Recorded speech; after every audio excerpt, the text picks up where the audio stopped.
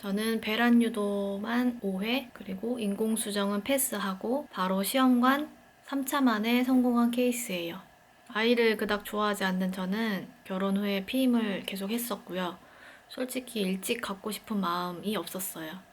우리 둘만의 라이프를 즐기고 싶다, 내 일을 더 재밌고 열심히 하고 싶다는 생각이 강했기 때문에 딱히 아이 낳는 계획을 하지 않았던 것 같아요. 그런데 이제 갖고 싶다라는 생각이 들 때쯤은 날짜에 맞춰서 관계도 해보고, 남들이 아무리 추천하는 대로 해봐도 생기질 않는 거예요. 한약 먹고 몸을 만든다고 이곳저곳 유명하다는 한의원에서 한약도 지어 먹고 몸에 좋다는 거 먹으면서 관리도 해봤는데 안 되더라고요. 나이는 이렇게 점점 먹어가고 그런 생활이 지속되다 보니 뭔가 문제가 있구나, 병원을 가야겠다 생각이 들었어요. 처음 난임 검사를 하고는 둘 다 큰 문제가 없다. 저는 그 당시 난소 나이가 제 나이보다 1살 많게 나왔고요. 나팔관 조영술을 했을 때도 한쪽이 살짝 꼬여 있었지만 큰 문제는 아닌 것 같다 하셨고, 남편은 게다가 1등 정자왕이라고 요즘 이런 사람 드물다고까지 하셨어요. 그래서 배란 유도를 하면서 나를 받아서 관계를 해보는 걸 했는데요. 안 되더라고요. 사람의 생각대로 되는 일이 아니더라고요. 처음 배주사를 스스로 이렇게 놓으려고 할 때 저는 생각보다 제가 잘 놓을 것 같아가지고 내가 놓겠다고 큰 소리 치고 해보려고 하는데 정말 4살에 내가 주사를 이렇게 찌르려고 하니까 보통 일이 아니더라고요. 안 되겠어. 그래서 처음 배란 유도 때는 남편이 찔러줬고요. 보통 이렇게 3회 정도 배란 유도를 하고 인공수정으로 넘어가곤 하는데, 저는 이제 3회차 때 갑자기 엄마가 이렇게 천국으로 가시는 바람에 기대를 할 수 없는 상황이 되어서 몇 달 쉬었다가 다시 배란 유도를 해보면 안 되겠냐고 요청을 드렸고요.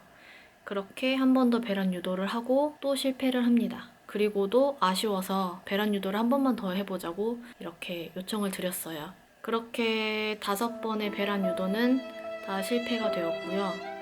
처음 난임병원을 방문했을 때 다 무슨 이런 파란색 가방을 들고 다니고, 또 다들 시무룩한 표정에 조용하고, 또 어떤 분들은 진료실 앞에서 울기도 하시고, 저는 그분들을 보면서 연민의 감정을 함께 느끼면서도 나는 저럴 것이라고는 생각도 못한 채 남편과 시시콜콜 장난치면서 이렇게 웃고만 있었어요.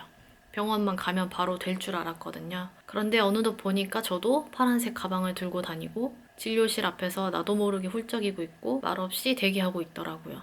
그러면서 이렇게 난임 부부들의 마음을 조금씩 알게 되었어요. 임태기의 노예가 되고 배부른 사람들만 보면 괜히 기분 나쁘고요. 기대하고 실망하고, 기대하고 실망하고, 또 기대하고 실망하고, 이런 것들이 반복이 되다 보니까 사람이 점점 피폐해져 가는 것 같더라고요. 그래서 쇼핑으로 풀고 이렇게 혹시나 임신을 했을까봐 하지도 않은 임신이지만 매사에 조심하고 먹는 것도 조심하고 정말 유난을 떨면서 정말 몇 년을 버린 것 같아요. 처음 난임병원 방문할 때만 해도 시험 가는 여자한테 너무 힘들다고 들어서 절대 안 해야지, 그냥 뭐 안 되면 아기 갖지 말고 살자 이렇게 했는데, 시간은 자꾸 흘러가지 이러다가 정말 아이 못 갖는 것 아니야? 라고 안 갖고 싶다고 말은 했지만 결국 속내는 갖고 싶었던 저는 그냥 한 방에 끝내자 이런 마음으로 인공수정을 하지 않고 바로 시험관을 요청했어요. 정말 한 번만에 될 줄 알았거든요. 먹는 약도 점점 많아지고 주사는 더더욱 많아지고요. 그렇게 일에 욕심도 많고 잘하고 싶었던 저는 점점 무료해지고 모든 생각과 시간들을 아기 갖는 것에 쏟을 수밖에 없었어요. 그래서 일을 해도 뭔가 이렇게 생산적인 일을 할 수가 없더라고요. 그렇게 큰 기대를 안고 시험관 1차 시술을 합니다. 열심히 약도 먹고 주사도 맞아가면서 준비를 했는데 난자들이 많이 자라지 않았어요. 어떤 분들은 막 20개 넘게 자라고 그러던데 저는 3, 4개 정도밖에 안 보였어요. 이게 바로 난저인가 이러면서 정말 상상도 못했던 일들이 펼쳐졌어요. 처음 채취 때는 떨리기도 하고 왠지 서럽더라고요. 왜 내가 이렇게까지 해야 하나 싶어서 눈물이 좀 났어요. 조금은 씩씩한 척 하면서 채취실로 걸어 들어갑니다. 들어가면 이제 구력의자가 있는데요. 물론 진료 볼 때마다 구력의자에서 초음파를 보지만 채취실의 공기와 분위기 때문인지 느낌이 좀 다르더라고요. 십자가에 달리는 이런 기분으로 팔을 벌려서 고정을 하고요. 다리도 이렇게 벌어진 상태로 고정을 합니다. 수면 마취 중에 무의식적으로 움찔하면서 움직일 수 있다고 해요. 수치스럽다는 마음이 솔직히 들기는 들었지만 사람은 마음먹기 달렸잖아요. 그래서 저는 최대한 당연한 것이다. 지금 나에게 있어서 이게 최선이다. 나는 잘할 수 있다. 이렇게 계속 마음을 다잡으면서 준비를 했어요. 네, 그리고는 밑을 소독하는데요. 간호사님께서 조금 불편하세요 하시면서 이렇게 쑥쑥 해주셨는데 저는 좀 그렇게 불편하진 않았어요. 다 준비가 되면 의사 선생님께서 들어오시고 마취가 시작되는데요. 정말 걱정한 것과는 다르게 스르르 잠들었습니다. 네, 간호사님께서 깨우셔서 일어났는데 정말 더 자고 싶을 정도로 너무 깊이 잤어요. 네, 정신을 차려보니까 침대에 누워져 있었고 옆에 다른 분들은 막 아프다면서 진통제를 요구하시고 앓으시며 고생하시는 분들도 많이 계셨는데 저는 진통제 맞을 만큼의 고통은 아닌 것 같아서 참고 휴식을 취했어요. 어느 정도 쉬니까 이게 밑에 넣어두었던 붕대를 빼신다고 살짝 불편하다고 알려주시더라고요. 그래서 심호흡하고 또 기다리니까 정말 또 스르륵 빼주셨어요. 뭐 이상한 느낌이긴 했지만 시원한 느낌이 들었어요. 그리고는 소변이 잘 나오는지 확인하러 화장실도 다녀왔고요. 그렇게 휴식을 더 취하다가 수액을 다 맞고 총 시간이 1시간 반에서 2시간쯤 지났을까요? 옷 갈아입고 이게 끙차끙차 걸으며 밖으로 나갑니다. 안쓰러운 얼굴을 한 남편은 저를 부축하러 왔고 그렇게 의사 선생님을 만났어요. 3개 정도 채취가 되었는데 2개가 공남포였고 1개만 되었다고 하시더라고요. 네, 결국 저는 그렇게 진료를 마치고 앞에 앉아서 울고 있더라고요. 저도 모르게. 그렇게 약과 주사, 질정제를 처방받고 그 1개가 잘 수정되기만을 기다리면서 집에 돌아갔어요. 채취 첫날은 무조건 누워서 쉬어줘야 돼요. 통증이 좀 있거든요. 움직이기도 힘들고 게다가 다음날부터 주사는 또 계속 맞아야 돼요. 네, 그렇게 며칠이 지난 후에 전화를 받았어요. 의사 선생님이셨는데 1개의 배아가 수정돼서 진행되다가 검게 변해버렸다고 해요. 그래서 1차 이식은 취소가 되었어요. 위로의 말씀에 이렇게 전화를 끊고 정말 엄마 돌아가셨을 때보다 혼자서 더 많이 운 것 같아요. 혼자서 우리 배아의 장례를 치르는 것 같았어요. I'll be back. 그렇게 1달을 쉬고 결국 다시 2차를 시도합니다. 주사의 용량을 높이고 시도하니까 이번에는 꽤 채취가 되었어요. 물론 10개도 안 되었지만 한쪽에는 5개 정도 보이고 또 다른 쪽에는 3개 정도 보였는데 5개 채취 후에 출혈이 있어가지고 더 이상 무리하지 않고 마무리하셨다고 해요. 그렇게 3일 배양, 신선 이식 날짜를 잡고 회복을 합니다. 그렇게 약도 먹고 주사와 질정제로 준비를 했고요. 드디어 이식날. 최상급 2개와 상급 1개, 총 3개를 이식하게 되었어요. 이식은 약간 공장의 느낌이 들었는데 수액을 들고 이렇게 쭈루루룩 앉아서 대기를 하다가 순서가 되면 바로 이식하는 곳으로 들어가요. 일반 침대 끝에 다리를 이렇게 벌리고 누우면은 질초음파와 배초음파로 위치를 잡고 간단하게 이렇게 슉슉 이식을 하셔요. 정말 금방 끝나긴 합니다. 따로 소변을 참아서 하지는 않았기 때문에 불편한 점은 없었어요. 그렇게 이식을 하고 이제 기다림의 시간만이 남았어요. 배아들 상태가 진짜 너무 좋았기 때문에 엄청 기대하게 되더라고요. 네, 채취 이식 후에 맞는 주사가 정말 아픈 주사고요. 그 전에 준비하면서 맞는 주사는 아픈 주사가 아니었어요. 네, 1차 피검할 때까지 계속 됩니다. 저는 또 착각에 빠져서 3개 배아에 이름을 붙여줘서 1시기, 2시기, 3시기 이렇게 이름까지 불러주면서 추어탕도 열심히 먹고 포도즙도 열심히 먹고 소고기도 열심히 먹었어요. 그리고 이식 11일차 1차 피검사를 하러 가는데 성격 급한 저는 참지 못하고 테스트기를 며칠 전부터 미리 해보기 시작합니다. 그런데 당일까지 이제 한 줄이더라고요.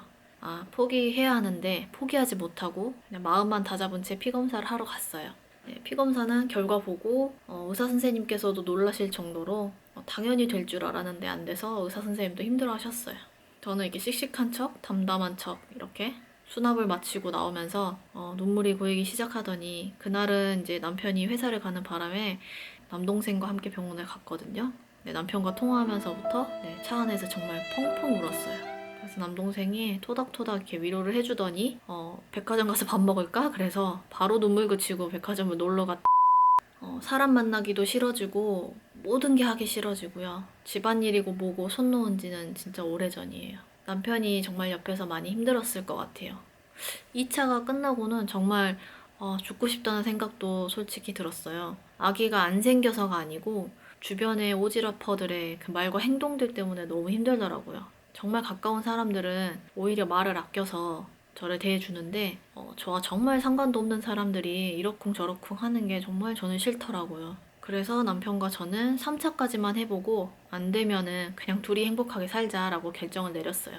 남편이 저를 잃을 것 같다면서 고생하는 거 보기 싫다고 하지 말자고 하더라고요.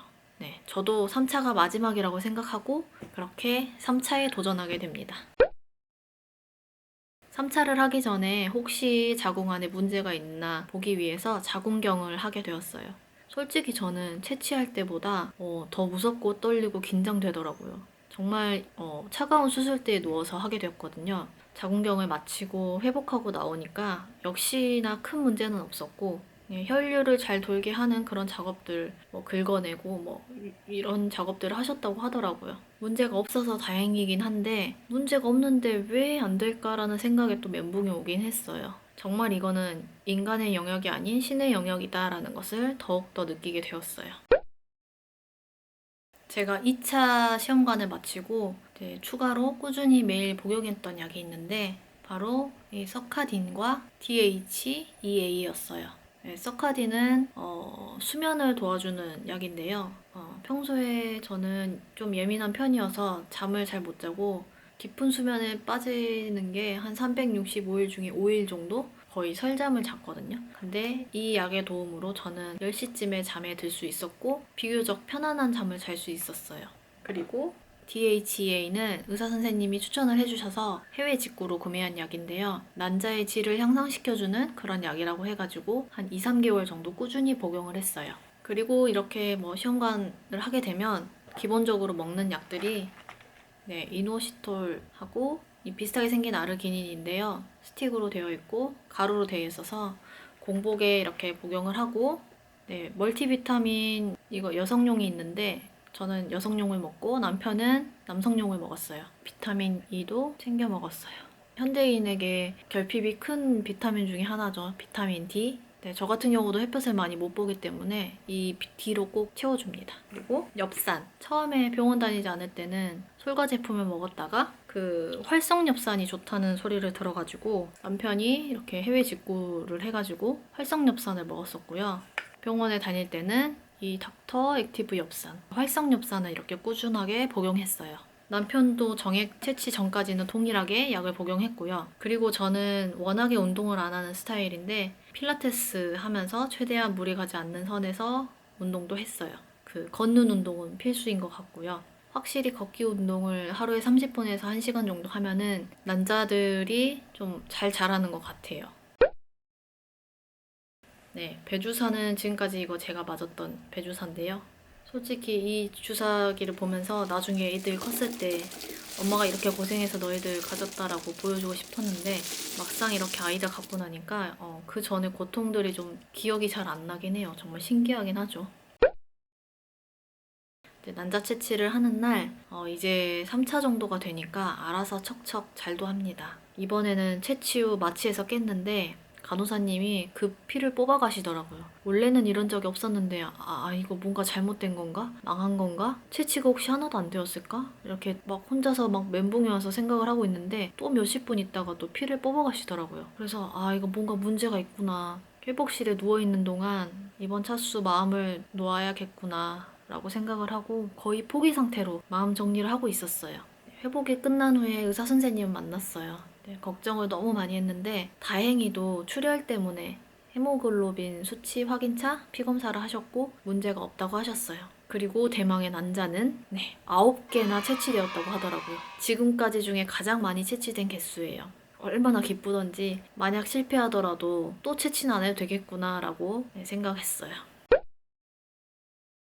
채취 다음 날부터 공포의 주사가 시작되는데요. 일명 돌주사, 프롤로텍스와 멍주사, 파인주사를 놓게 됩니다.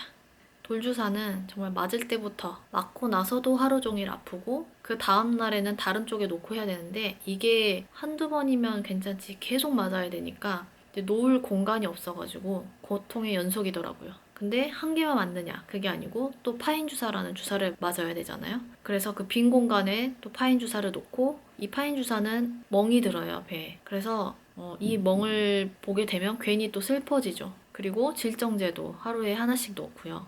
먹는 약도 굉장히 많아집니다. 프로기노바 약을 한 8시간 텀으로 먹어야 해가지고 항상 알람을 맞춰놓고 생활을 하게 되었어요. 대망의 이식날 이제 3일 배양 신선 이식을 하게 되었어요. 무슨 일인지 이번에는 엄마 생신과 날짜가 같아서 또 괜한 기대를 하게 되었죠. 좋은 선물 주세요 하면서. 네, 이번에도 최상급 2개 그리고 중급 하나 이렇게 이식을 하게 되었어요. 냉동으로 올려놓은 거는 최상급 하나, 중급 2개 이렇게 지금 얼려져 있는 상태고요. 그리고 이번에는 3차 시험관이 정말 마지막이라고 생각하고 하던 일들을 다 내려놓았어요. 정말 눕 생활만 했습니다. 먹는 것도 단백질 위주로 먹되 먹고 싶은 게 있으면은 그냥 먹었어요. 스트레스 안 받게끔요. 보통 임신 준비하시면서 포도즙 많이 드시잖아요. 저도 2차 때까지는 무지하게 많이 먹었어요, 포도즙을. 이게 착상에 도움을 준다고 해서 많이 먹었는데 즙 자체가 신장을 망친다는 이야기를 또 어디선가 들어가지고 저는 포도즙을 3차 때는 먹지 않았고 대신 과일 포도하고 샤인머스켓을 엄청 먹었어요. 그리고 추어탕, 아보카도, 두부, 소고기 등 좋다는 거 다 챙겨 먹었습니다. 네, 이식 후 이렇게 11일 차에 1차 피검사를 하러 가는 날 이번에는 절대 테스트 안 하고 가야지 하고 잘 참았는데 당일날 사람 마음이 어찌 그게 되나요? 아침 일찍 첫 소변에 테스트를 해봅니다. 난생 2줄이 떠본 적이 없는 사람이라서 몇 분 동안 기다려서 시약성 같은 게 보이면은 막 그것만으로도 엄청나게 막 감사하겠다 생각했는데 이게 웬일인지 소변이 닿자마자 2줄이 보입니다. 정말 믿기지가 않았어요. 눈을 비비고 몇 번을 확인한 다음에 다른 화장실에서 응가를 하고 있던 남편에게 막 문을 두드리면서 2줄이라고 막 울먹이면서 말했어요. 응가하던 남편은 급히 끊고 나와서 막 부랴부랴 확인을 한 후 둘 다 너무 기뻤지만 얼떨떨해가지고 당황하면서 서로를 안고 눈물만 찔끔 이렇게 흘렸습니다. 이게 기쁨보다는 그 당시에 당황스러웠던 게 컸던 것 같아요. 워낙 2줄이 안 나오던 사람이 나왔으니까. 그리고 이렇게 기대하는 마음으로 병원을 갔어요. 혹시나 그래도 안 될 수는 있으니까 너무 큰 기대는 하지 말자 하면서 피검사를 했는데 368에 높은 수치가 나왔어요. 보통 100만 넘게 나와도 안정권이라고 들었는데 300이 넘으니 놀라긴 했어요. 간호사님께서 뭐야 막 3개 다 착상된 거 아니야? 이러면서 제가 20대부터 이왕이면 쌍둥이 갖고 싶다 이렇게 장난으로 말은 했는데 네, 마음으로 이렇게 쌍둥이를 간절히 바라보면서 이제 부모님께 첫 전화를 드렸어요. 네, 정말 뭐하러 힘들게 애 낳으려고 하냐. 그냥 둘이 행복하게 살아라 이렇게 말씀해 주신 우리 시어머니 시아버지 2분 다 소리 지르면서 막 기뻐하며 오셨고요. 저희 아빠도 정말 오열을 하시면서 오셨어요. 제가 다니는 병원은 더블링을 이틀 간격으로 검사했어요. 그래서 이틀 간격으로 2차, 3차 이렇게 피검사를 했는데 두 번째는 690대가 넘게 나왔고 세 번째는 1300대 이상으로 이렇게 더블링이 잘 된다고 안정적이라고 이렇게 축하해 주셨어요. 이식하고는 정말 복수가 차서 갈비뼈도 아프고 숨도 쉬기가 힘들어요. 그래서 복수 빼려고 물도 정말 많이 마셨고 이온 음료도 과하지 않게 마셨습니다. 오히려 저는 임신에 이제 성공을 하니까 복수가 좀 많이 차더라고요. 그리고 임신되었다고 이 모든 주사와 약들이 끝나는 게 아니고 저는 9주 3일 되는 날에 주사와 질정제가 모두 끝났어요.